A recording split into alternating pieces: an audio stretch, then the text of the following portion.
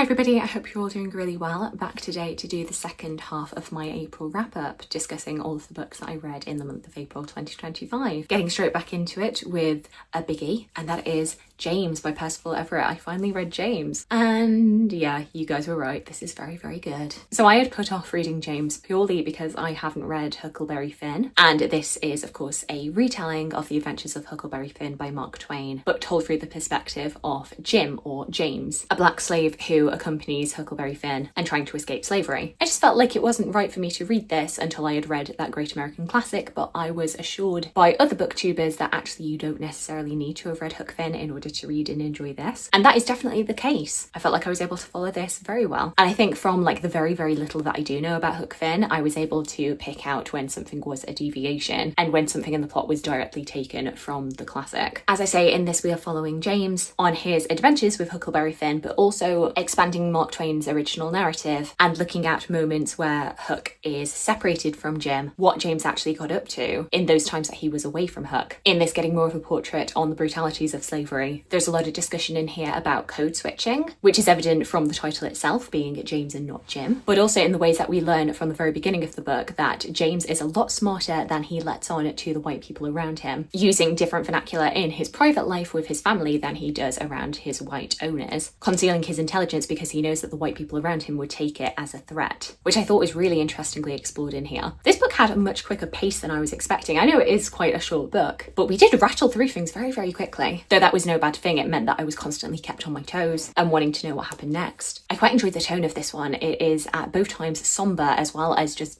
biting in its commentary. The one negative that I would say to this is that I feel like the ending was a bit weak. It felt like we were building and building up to something and then suddenly everything happened all at once. Maybe a bit of a hangover of that quicker pace, whereas I would have liked to have seen the ending kind of expanded a little bit more. Maybe just gotten a little bit more exposition, a little bit more explanation, because I feel like things wrapped up a little bit too quickly. But otherwise, I can absolutely understand why so many people were raving about this last year. And if you haven't read it, then I definitely recommend it. Then next, staying on the historical fiction train, I have Costanza by Rachel Blackmore. This is historical fiction set in Rome in the 1630s, and we are following very real figures. The title character, who is Costanza Piccolomini, who is the wife of an up-and-coming sculptor, who ends up working for the famous Gian Lorenzo Bernini. And while Bernini is a patron to her husband, Costanza and Bernini end up having an affair that goes on for a couple of years. And it's something that absolutely scandalizes Roman society, with Costanza only barely being able to hold on to her reputation, despite the fact that the affair is going on quite consensually between herself and her husband. With her relationship to Bernini, Costanza is learning more about art, about sculpture, and feels those constraints that have always been so encompassing and consuming as her life as a Roman woman start to unravel as her mind starts to explore. However, this affair is not to last, and their passionate love affair ends up taking a dark turn when Costanza is suspected of adultery. I will not reveal much more than that, but this book does take quite a sharp, horrifying turn. I really enjoyed this. As I say, it does have some very brutal, dark moments in it. I felt like the way that Rachel Blackmore was able to evoke 17th century Rome was just so evocative. I really enjoyed the character of Costanza. You know, she is a woman who doesn't quite fit into the traditional boundaries set out for women in this time period, but she in no way turns her nose up at the other women in her life who do fit this mold. There's a lot of commentary in here about the dangers of childbirth especially, and the lengths that women in this time period have to go to make a safe and secure life for themselves, and it feels very, very visceral. The only negative that I have for this one is that there is a slightly slower third act, which I do think could potentially have been a little bit shorter. It also goes down an avenue that I wasn't quite expecting, but it really does highlight the relationships between different women in this time period and the strength that they are able to glean from each other. Also, with a couple of exceptions, there are just some all-round terrible men in this book who are absolutely irredeemable. One of whom was almost a cartoon villain, but I do understand his purpose in this story. We didn't root for him, we were never meant to root for him. It's just very unfortunate that, as we know with a lot of history, sometimes awful men just do not get their just desserts, and that is certainly the case in this book. But I do have to respect Rachel Blackmore for sticking to the historical record there. Life is not always fair, and this book goes to show that. A book I'm not going to talk about too much because I've already done a full review of it is The Husbands by Holly Gramazio. This is a contemporary kind of romance book in which our main character Lauren comes back from a hen do for one of her friends and discovers that her attic is producing husbands, and through the course of the book she is able to sample many a different kind of man, only having to send him back up into the attic in exchange for a new one if he proves unsatisfactory. Definitely watch the full review video for more of my thoughts on this, but for me this was a bit of a disappointing read. I felt like the characters in this book were really poorly defined. I felt like our main character of Lauren was in many cases a bit of a despicable character, or at least she was increasingly through the course of the book, despite the fact that I feel like Gramazio wanted us to be on her side. She was just making some very poor choices, some very selfish choices that never really get picked up upon in the book in the way that I feel like they should have been. And also the magical aspect of this book didn't make a whole lot of sense. There were a lot of inconsistencies there. So while it was a very interesting concept, I didn't quite love the execution. I then unfortunately hit upon a little patch of DNFs. The Pretender by Jo Harkin as well as Hera by Jennifer Saint.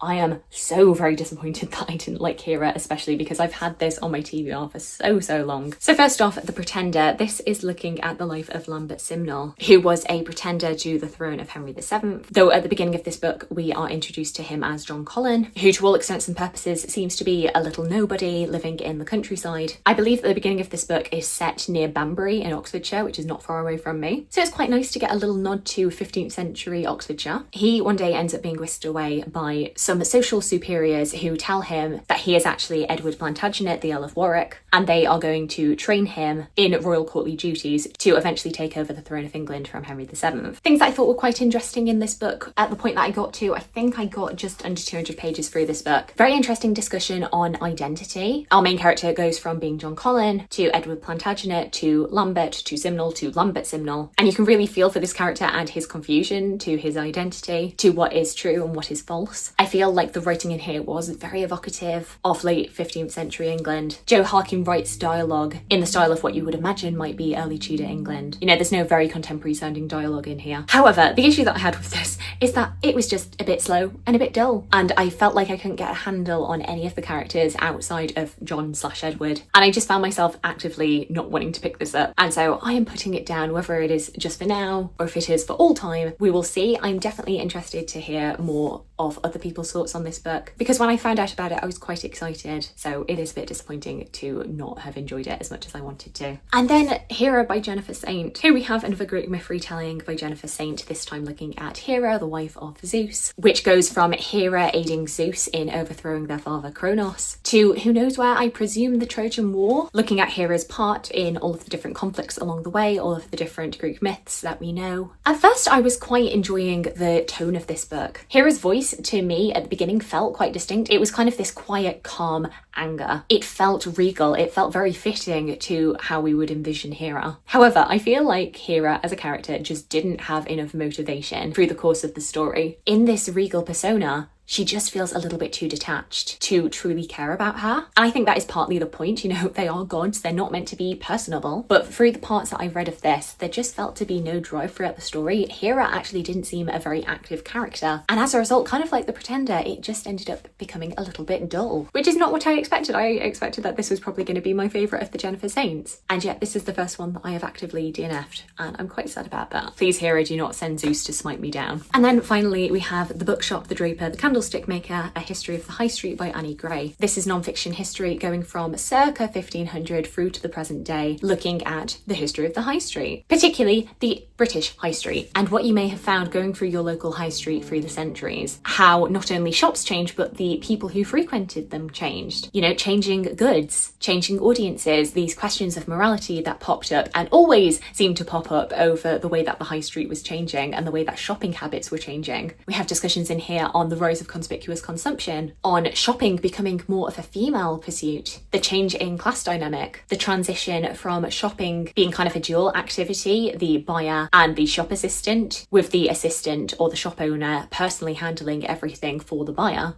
rather than the buyer being able to choose and pay for things themselves, to nowadays where we have so much choice and so many more people that most of us do our shopping entirely by ourselves. Most shops and supermarkets have converted to almost solely using self-service checkouts. This was a really interesting book. I really enjoy Annie Gray's very conversational tone. I feel like it's a very accessible history. This being said, while I enjoyed my reading experience, I wouldn't necessarily recommend it as something to read cover to cover. I think I said in a previous video, this probably works a lot better as a reference guide. I imagine this being like an essential read for historical fiction authors who would just want to dip into a chapter here and there to build up their sense of what a British high street looked like in the time period that they're writing. And that's how I'd recommend it, really, is a dip in and out of kind of read rather than cover to cover. But definitely glad that I read it. So there we go, those are all of the books that I read in the month of April. Please do let me know if you've read any of the books I've spoken about today. Alternatively, please let me know of any books that you recommend that you read in April. I would love to hear from you. I hope you're having a fantastic, fantastic day. I look forward to talking to you again soon. Thanks. Bye.